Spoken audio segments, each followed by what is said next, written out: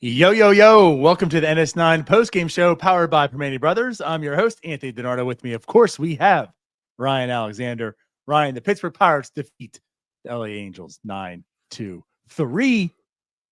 What a way to start off this road trip. How you doing, buddy? What's up, DiNardo? The OGs, we're back. Back from back. 2016. Who would have thought? Not us. Yeah, right. I kind of had fun with this game. Is that allowed in 2025 with this team? It's allowed. It's just not something that happens often. True. But we'll take it. Like you said, kick off the all LA road trip here. And they got to win. The bats hit. The pitching, started off shaky, but the bullpen was great, and we're giving away sandwiches on NS9 After Dark. So let's go. We are giving away sandwiches. So you know what to do. All you guys in the chat right now, go ahead and get your hashtags RaiseItIn, as I see many of you are doing, for your chance to win 2 free Permane Brothers sandwiches. Of course, we give away 4 on every victory. I have to remind you guys because it's happened 9 times this year. But yes, we do give away sandwiches. 2 winners will win 2 sandwiches. Got to get your hashtag RaiseIt in the comments for your chance to do so.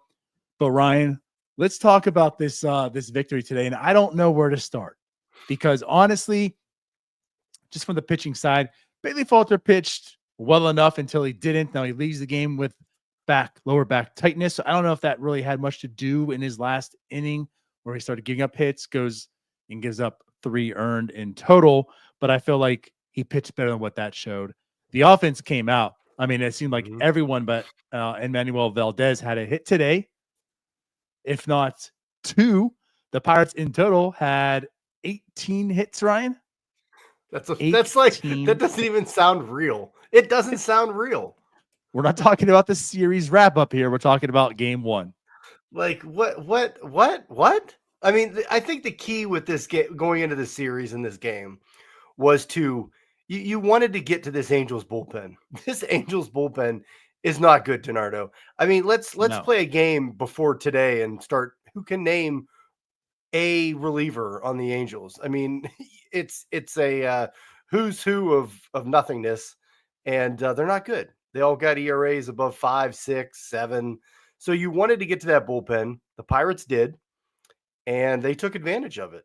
And it wasn't just against the bullpen. They got to Soriano as well, which was kind of nice to see because Soriano was not too sharp tonight, DiNardo. He was bouncing more pitch. He looked like a cricket.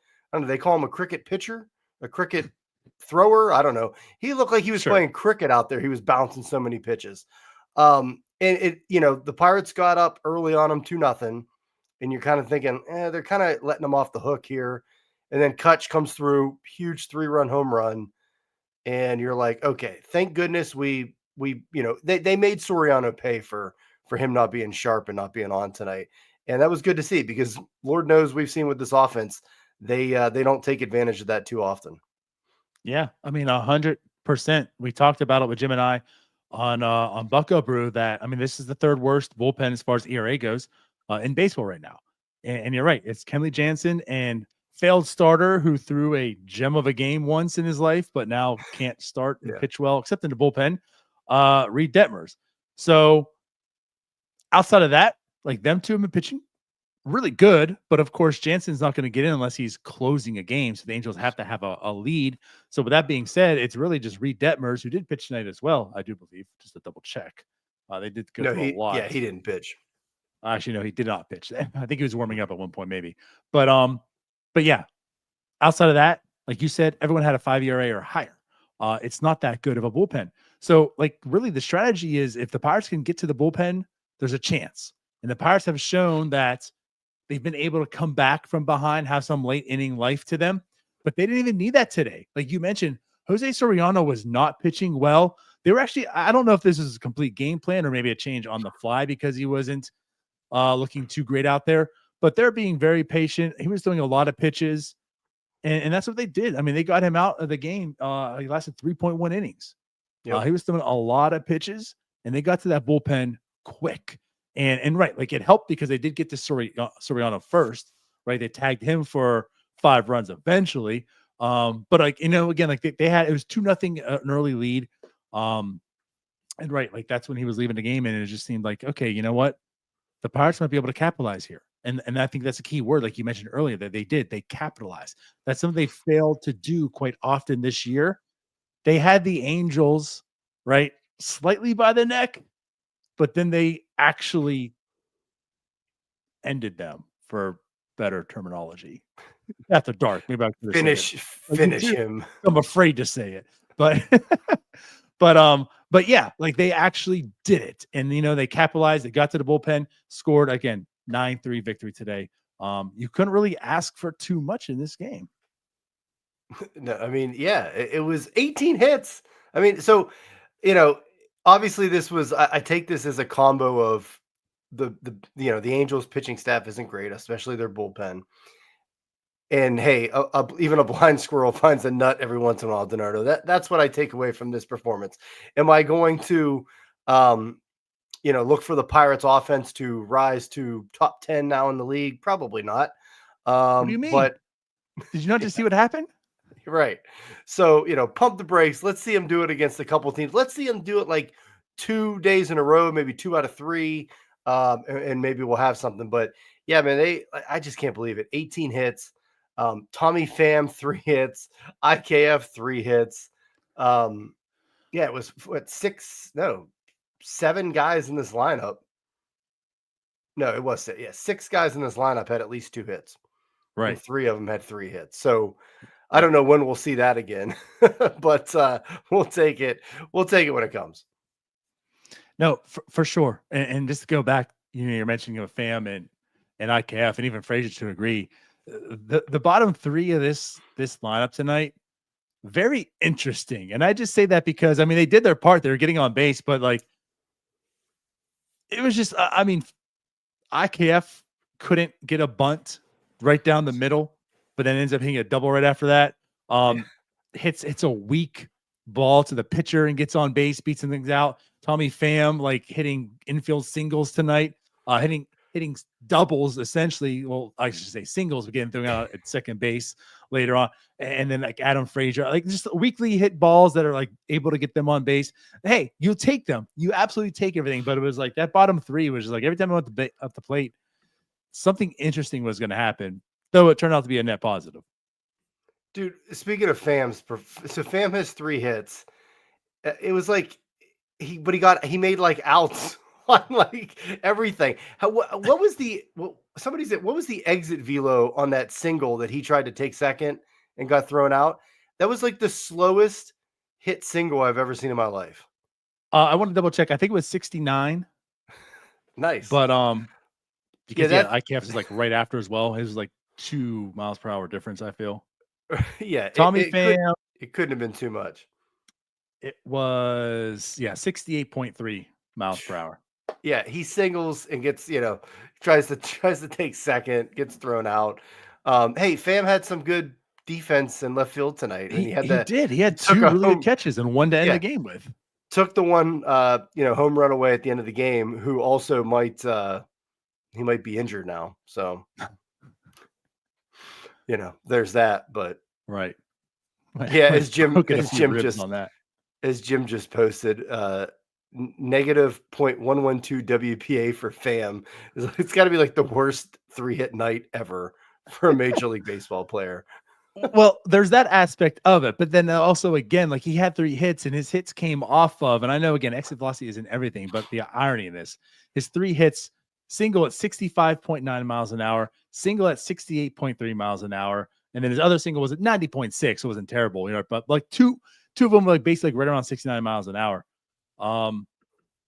Just like, yeah, And like nothing actually looked really good. It's baseball. It happens. Like I'm not going to totally dismiss it. I mean, he's had some bad luck here and there, but yeah, again, 3 hits on like 2 of like the worst quality hits you've seen. Again, like an infield single from Tommy Pham in 2025, and then that blooper to right field that was a single, and then he got thrown out at second base for.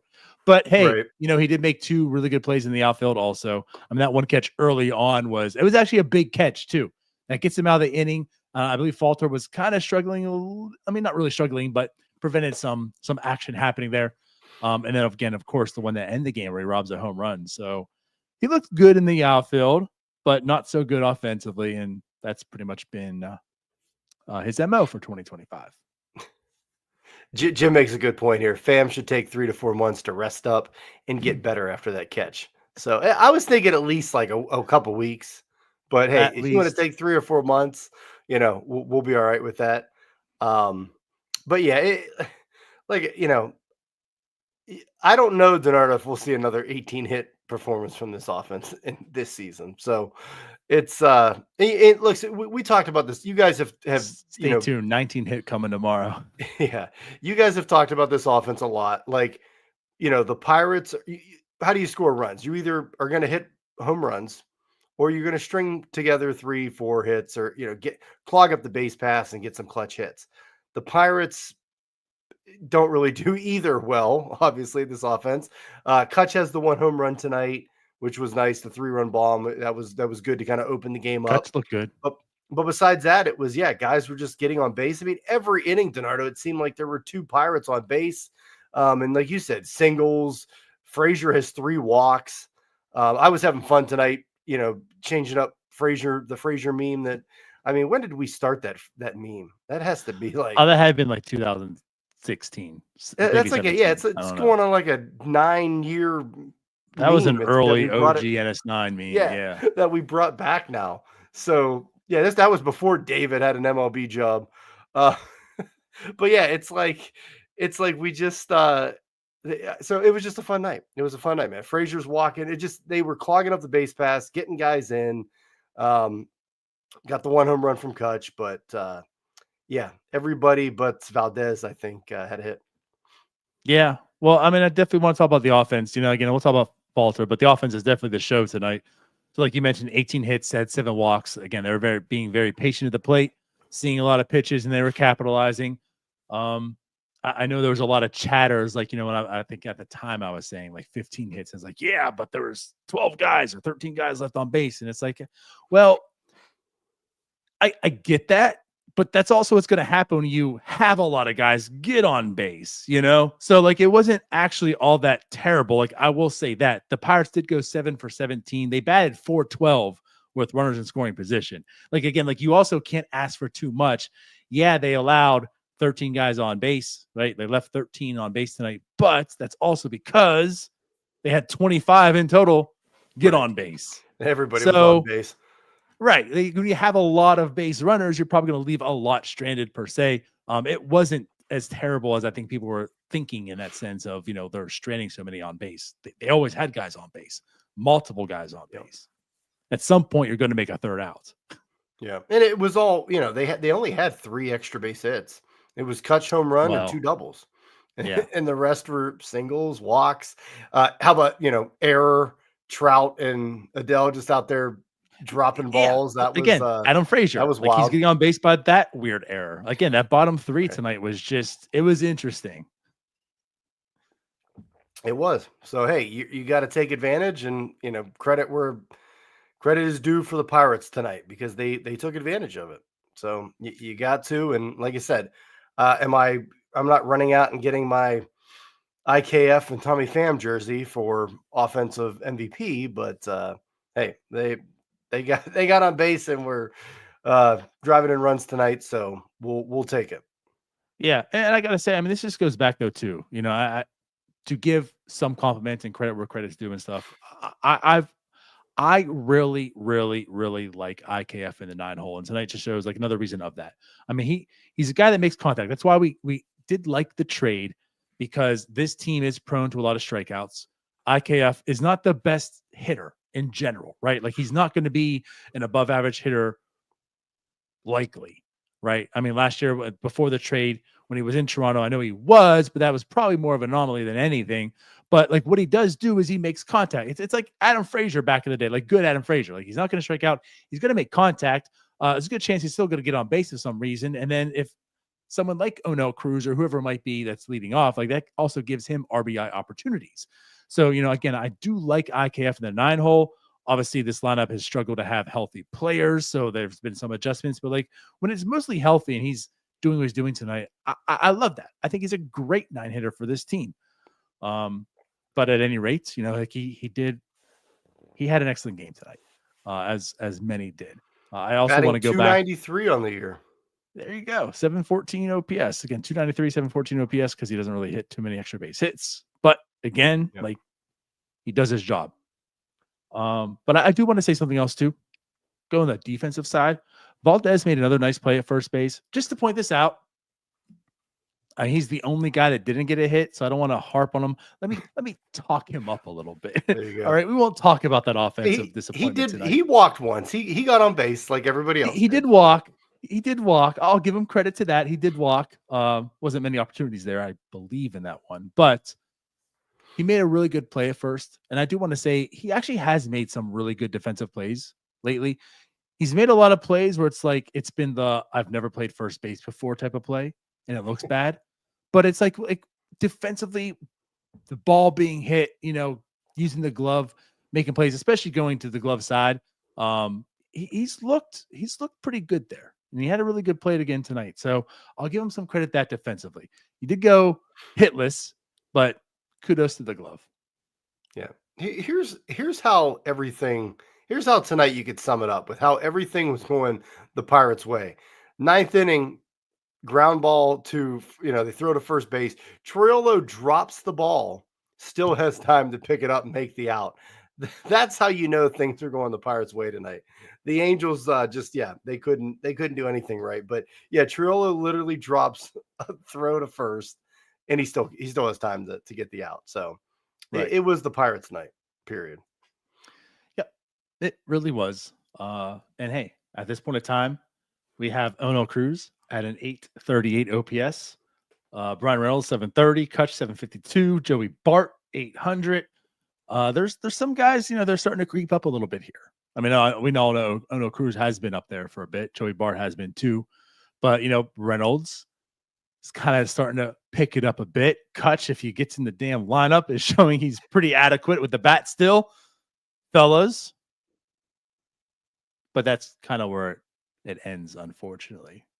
For the most part. Not tonight, though. While we're still in the offense, where we had to talk about Falter and the pitching, Noah Howes, friend of the show, tweets out right after the game. There was a lot of talk about Andrew McCutchen, getting him in the lineup. Shelton was sitting him and, DH and put him in right. We don't want to put him in there too much. The Pirates' record with Andrew McCutchen in the lineup, 8-7. Yes. Pirates' record without Andrew McCutchen in the starting lineup, 1-8. Correct. And there's, you see tweets that like, it's McCutchen, who else is giving him a contract? McCutchen's one of the better hitters still on this team at his age. So what's that tell you? But hey, the Pirates are an above 500 team with McCutchen starting.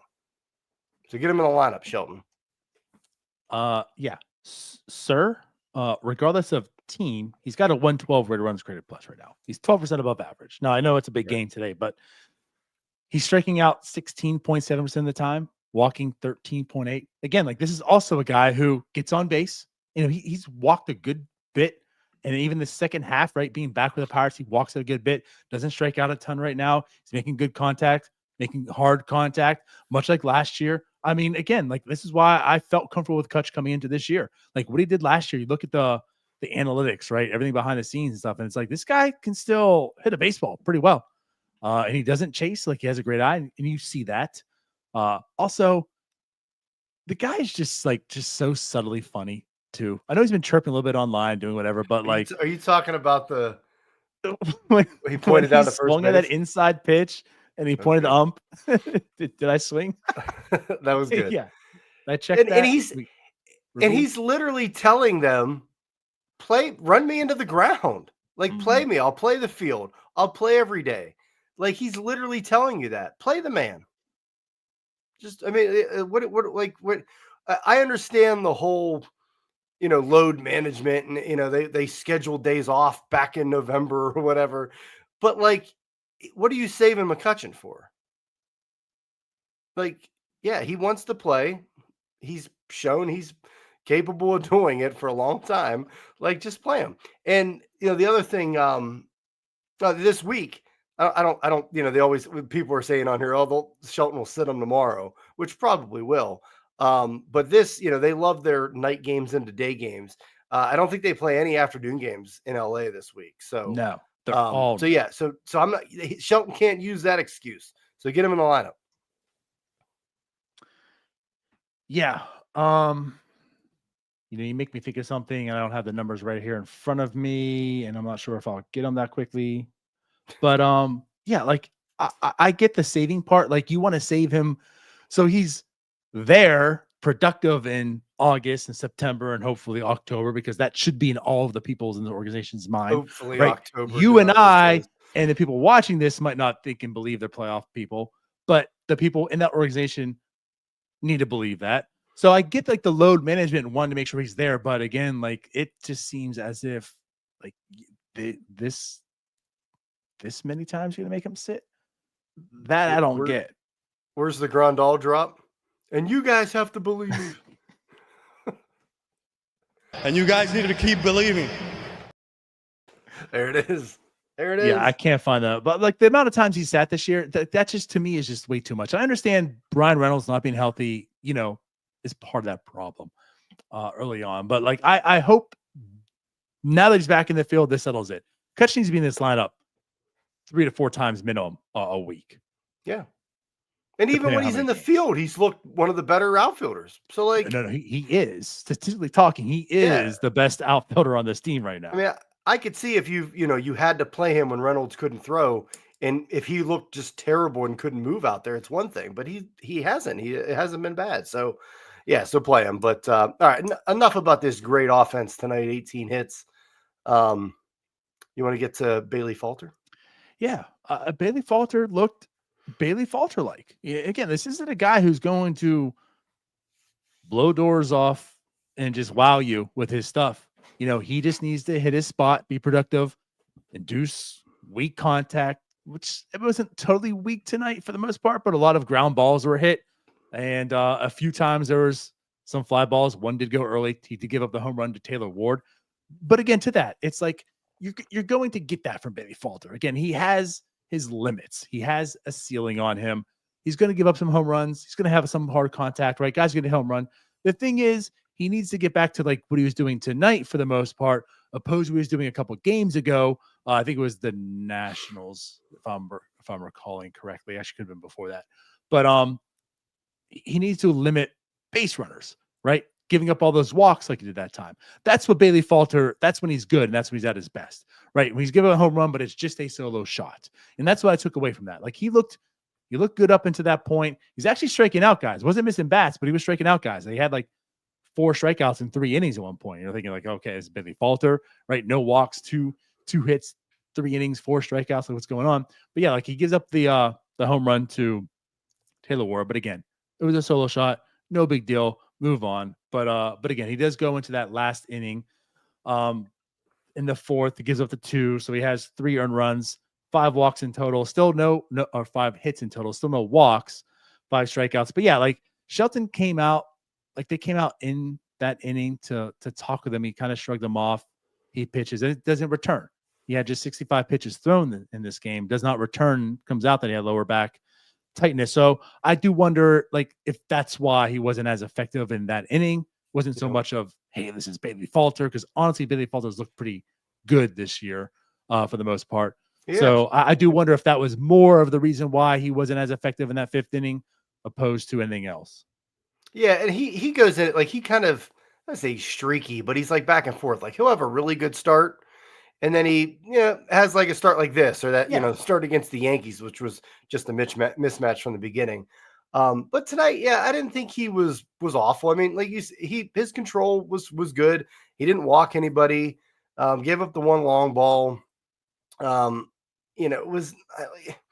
Gave up some hits, but like if he wouldn't have had back tightness, I would have expected him to still go 5 or 6 innings, and had his team in position to win, which he did. But the back tightness, like you said, did it affect him in that last inning that he was in? Probably. They got him out of there. Hopefully just, precautionary, hopefully nothing that's going to linger or drop him on the IL or something worse. But yeah, it's just, I don't really expect to see like Falter out there throwing 7 shutout innings like he did the other night, like 3 starts in a row. This is just kind of who he is, but he keeps his team in the ball game, and that's what he did tonight, and left with the lead. And like I said, I think he would have been fine and got the win had he not left early. And I knew something was up, because once he left, the Pirates are winning the game. Shelton loves to get his pitchers the 5 innings to get that win, get him out there for the record. So once they pulled him before the 5th, I was like, something's up here, because why are you going to the bullpen with the lead? And then it came out, he had the tightness in the back. So like I said, hopefully nothing major there, and it was just precautionary, and we'll move on. But yeah, dude, the bullpen came in, and I mean, lights out. 5 innings, no hits, DiNardo, from the bullpen tonight, no runs. Yeah. They shut this Angels lineup down when they came in.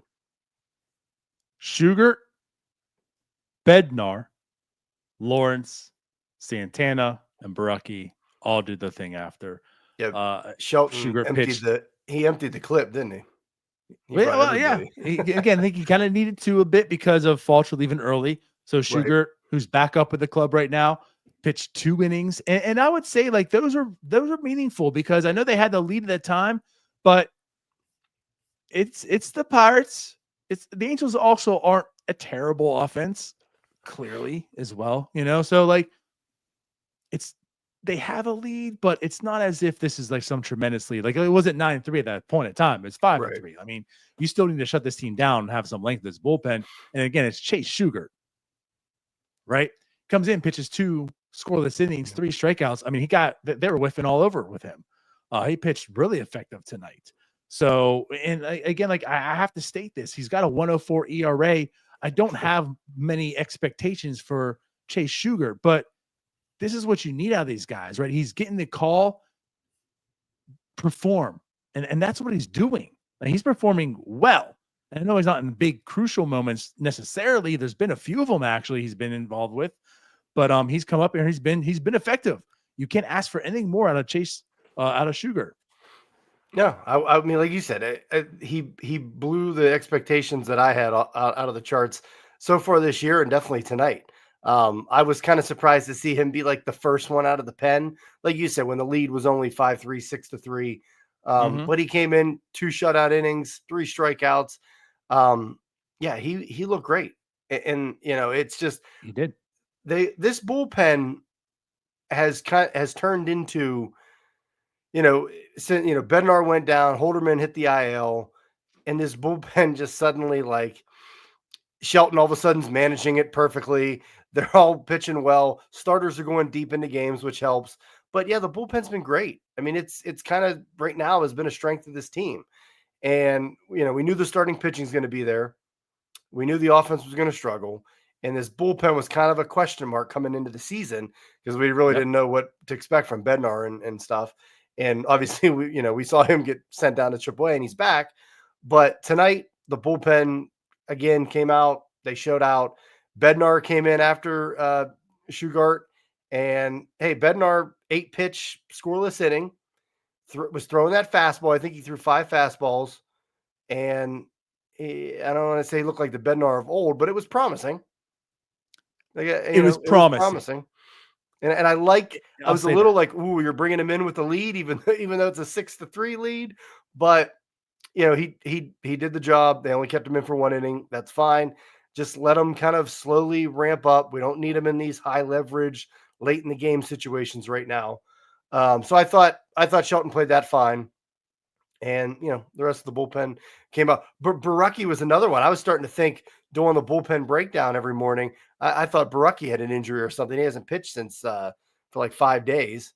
But hey, everybody in the bullpen's been pitching well. So it's kind of hard to get everybody reps. They have. We put out a stat, and I forget what it was exactly, but I mean, how good the bullpen has been since Holderman went down. Because at that point in time, Bednar already was down. When Holderman went to the IL, it's like, hey, here's what the Pirates bullpen has been doing over this period of time, which is still a short sample per se, but it's what they have, and I think it was like the third best bullpen in baseball in terms of ERA. And then, of course, anything with NS9, the very next game, Kyle Nicholas has that outing, and that blew that all up. But right. Like, if you take Kyle Nicholas out of the equation, and still look at everyone else in this bullpen, what they've been doing, like, yes, it's been fantastic. You can't ask for more. And Kyle Nicholas struggled in spring. He struggled in the minors. He's up basically because of injury and such. And I hope he's not going to be used, in many situations until he gets himself right. Right. But yeah, again, like, still, you take Kyle Nicholas out, what his bullpen has been since Holderman, it's been nails. Like, it really has. Everyone's been stepping up. And I can't talk enough about Dennis Santana. I mean, literally, like, his name now is Dope Santana. That's what he is, because he's so efficient. He just comes up there and just 1, 2, 3. We're going back to the dugout. We're done. I'm done here. He threw what, 3 pitches? Let me just double check here, but I think it's 3 pitches he threw. Yeah, 3 pitches, all 3 sliders, 2 swing and misses on them. I mean, 1, 2, 3. Good night. Let's go home. Done. Dennis Santana has been phenomenal. Phenomenal. I mean, that has to be one of the best pickups by Ben Cherington, because he was awful with the Yankees, and he comes over, and I think it was the second appearance he made with the Pirates, and he gave like 6 earned runs, in that second appearance. It was just like, oh God, this is why he was DFA'd. He's awful. What's going on? And honestly, since then, which I think it was like June 23rd-ish, maybe last year or something like that. Again, nails. Absolutely the best relief pitcher this team has had at that point in time.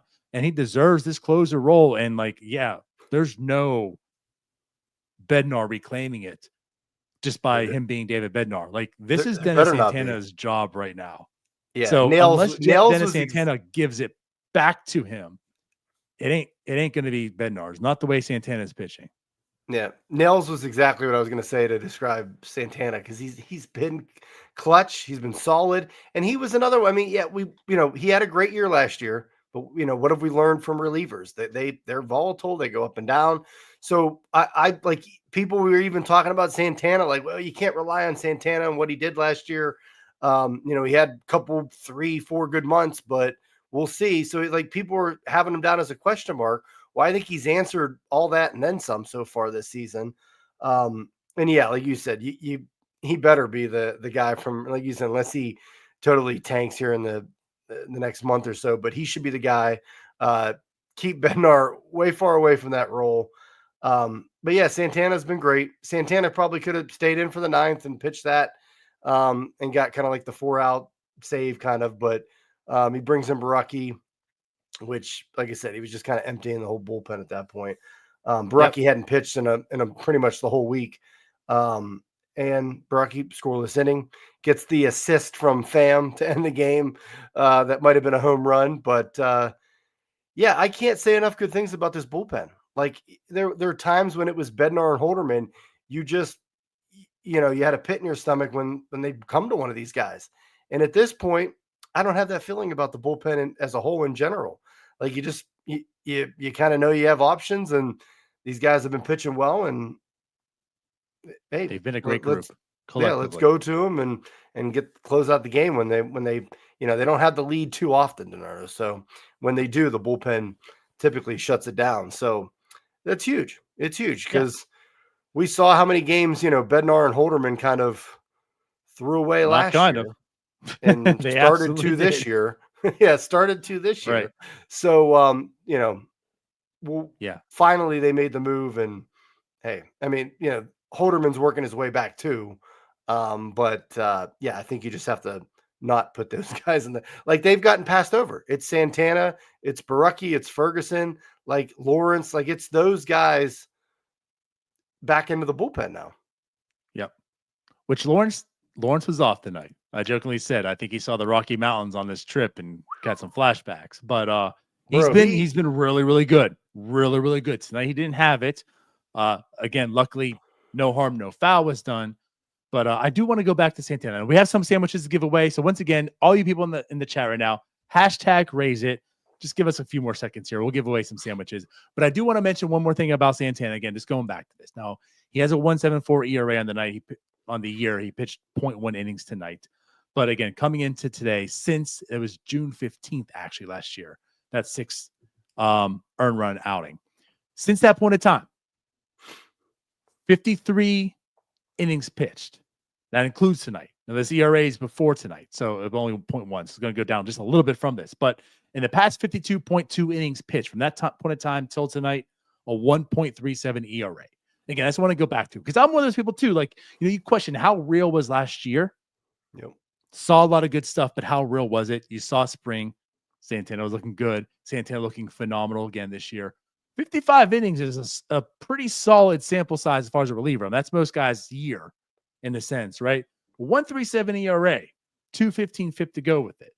I mean, the guy, 55 strikeouts, 56 now with tonight's, and 12 walks in that point of time. He's been phenomenal. It's still small sample in like the grand scheme of things, but to me, he's pitched enough where it's like, I trust in you right now. Yep. Absolutely. So, and I mean, they're kind of doing the same thing now with Lawrence. Yeah, I was skeptical of that move, and it's like, oh, just get him away from Coors, so that'll figure it out. And I was kind of skeptical on that, but he's looked really good. Yeah. And except for tonight when he threw that pitch to Long Beach. But besides that, man, was that a wild pitch? Whew. Threw it to the LBC. Yeah. Hey, guys, hashtag raise it. Put it in there. Get them in.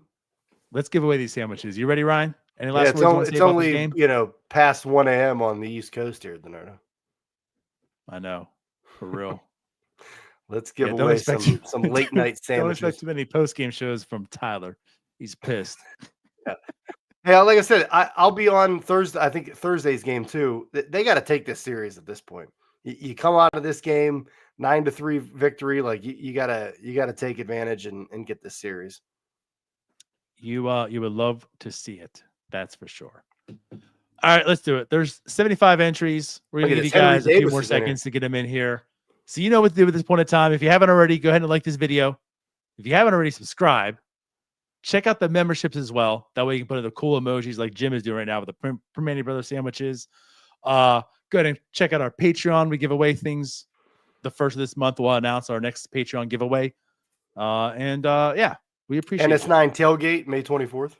May 24th. Yeah. RSVP, that link's in here as well.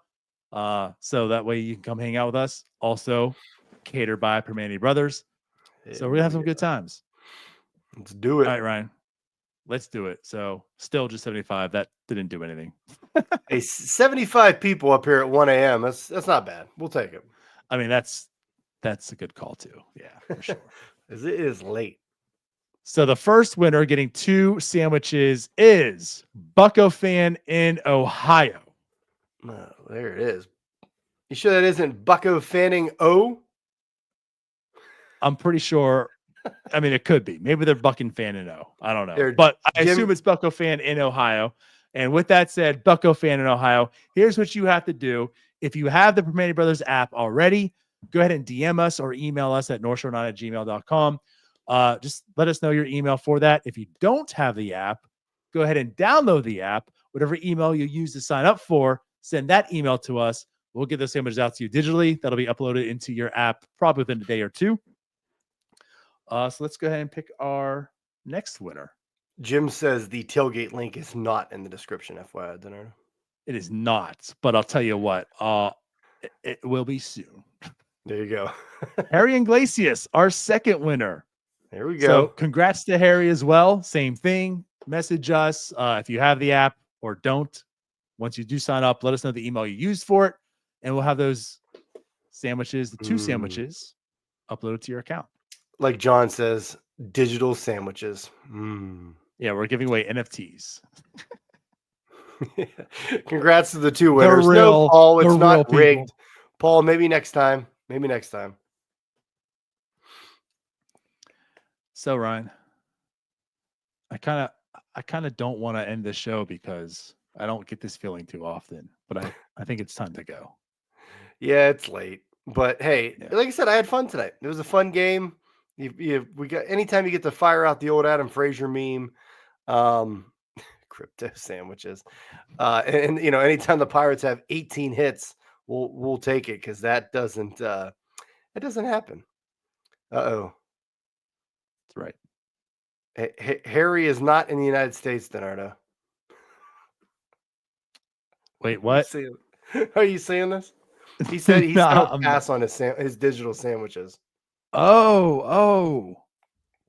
Well, Harry, I'll say this. To Harry for being in here from Panama.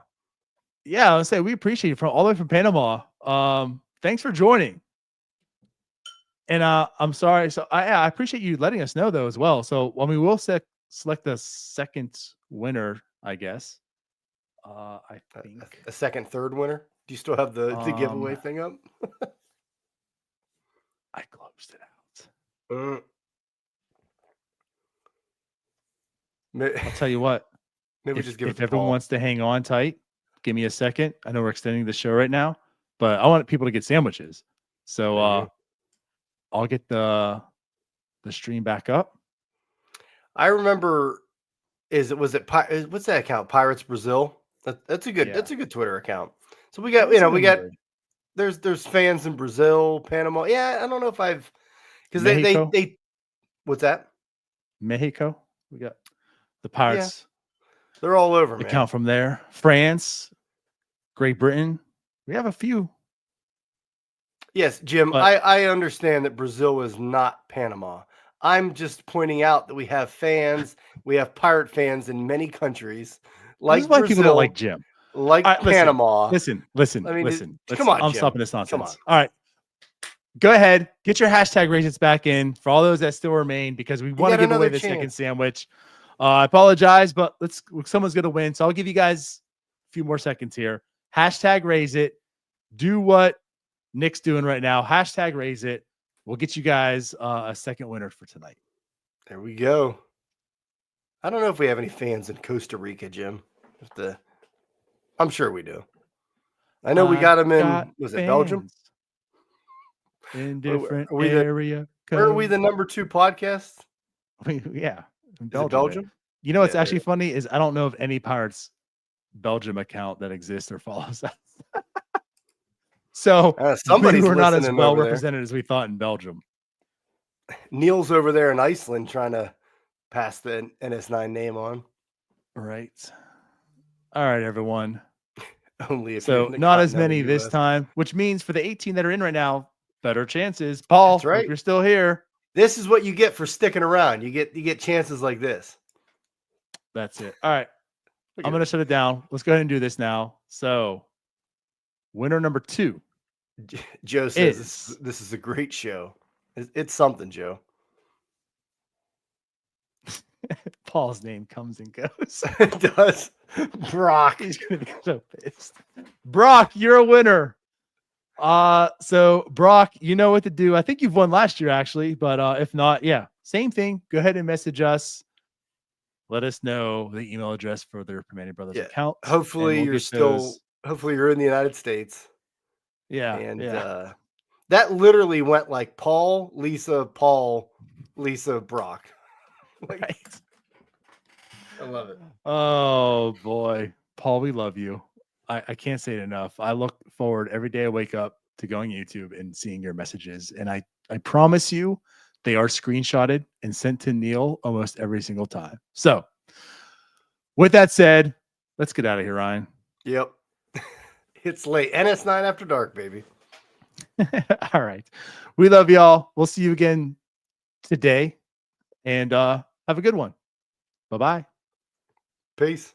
All right, that wraps up this episode of North Shore 9. Thanks so much for tuning in. Whether you're listening on the podcast or catching us on YouTube, if you enjoyed the show, please give this video a thumbs up and don't forget to hit that subscribe button if you haven't already. It really helps us grow. And if you're listening on the podcast, a quick review goes a long way in helping others find the show. Plus, be sure to tell a friend about us. There's always room for more here in the NS9 community.